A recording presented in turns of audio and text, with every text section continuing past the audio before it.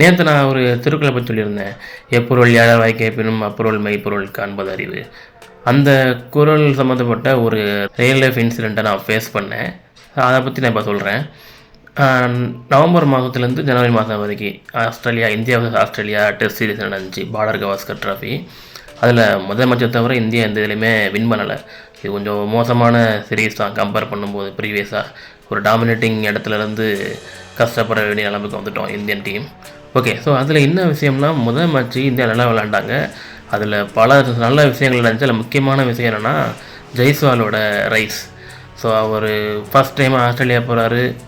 Your bowling two slow அப்படின்னாரு. ரொம்ப மெதுவாக போடுற பணி அப்படின்னு ஸ்டார்க்கே பார்த்து சொல்லிட்டாருன்னு சொல்லிட்டு பெரிய அளவில் பேசப்பட்டுச்சு.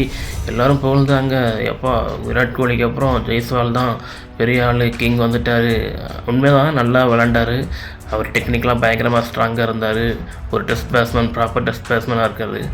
ஆனால் அந்த இடத்துல ஸ்லெட்ஜிங் சம்மந்தப்பட்ட விஷயத்தில் இருக்கிற சில உண்மைகளை நமக்கு தெரியலன்னு நினைக்கிறேன். ஏன்னா எனக்கு தெரியல. ஏன்னா நான் ரீசெண்டாக தான் விஷயத்தை தெரிஞ்சுக்கிட்டேன். என்னென்னா, அவர் ஏன் அந்த மாதிரி சொன்னார், யுவர் பவுலிங் டூ ஸ்லோ அப்படின்னா, அதுக்கு முந்தின பால் அதே ஓவரில் அதுக்கு ஒரு பாலுக்கு முன்னாடி ஒரு ஃப்ளிக் ஷாட் அடித்து 6 அடிச்சிருப்பார். அதுக்கப்புறமா ஸ்டார்க் போட்ட ஒரு பாலை கிட்டத்தட்ட அதே மாதிரியான பாலை டிஃபெண்ட் பண்ணியிருப்பார். ஸோ இப்போ ஸ்டார்க் கேட்பார், இப்போ மட்டும் ஏன் டிஃபெண்ட் பண்ணுற, ஃப்ளிக் அடிக்க வேண்டியதானே அப்படின்னு கேட்குறாரு. அப்போ தான் ஜெய்ஸ்வால் சொல்கிறாரு, நீ இவ்வளோ ஸ்லோவாக போட்டால் நான் எப்படி ஃப்ளிக் அடிக்க முடியும், அதை மீன் பண்ண சொல்கிறாரு. அதாவது யுவர் பவுலிங் டூ ஸ்லோ, நான் அதை ஃப்ளிக் அடித்தா கண்டிப்பாக அவுட்டு தான் ஆவேன். இந்த இடத்துல நம்ம புரிஞ்சிக்க வேண்டியது, ஃபஸ்ட் எடுத்தவன் ஜெய்ஸ்வால் போய் ஸ்லெட்ச் பண்ணல ஸ்டார்க்கை, நீ ரொம்ப ஸ்லோவாக போகிறேன்னு சொல்லலை. ஸ்லோவாக போகிறேன்னு சொன்னது உண்மையாக அதுக்கான கான்டெக்ஸ்ட் வேறு.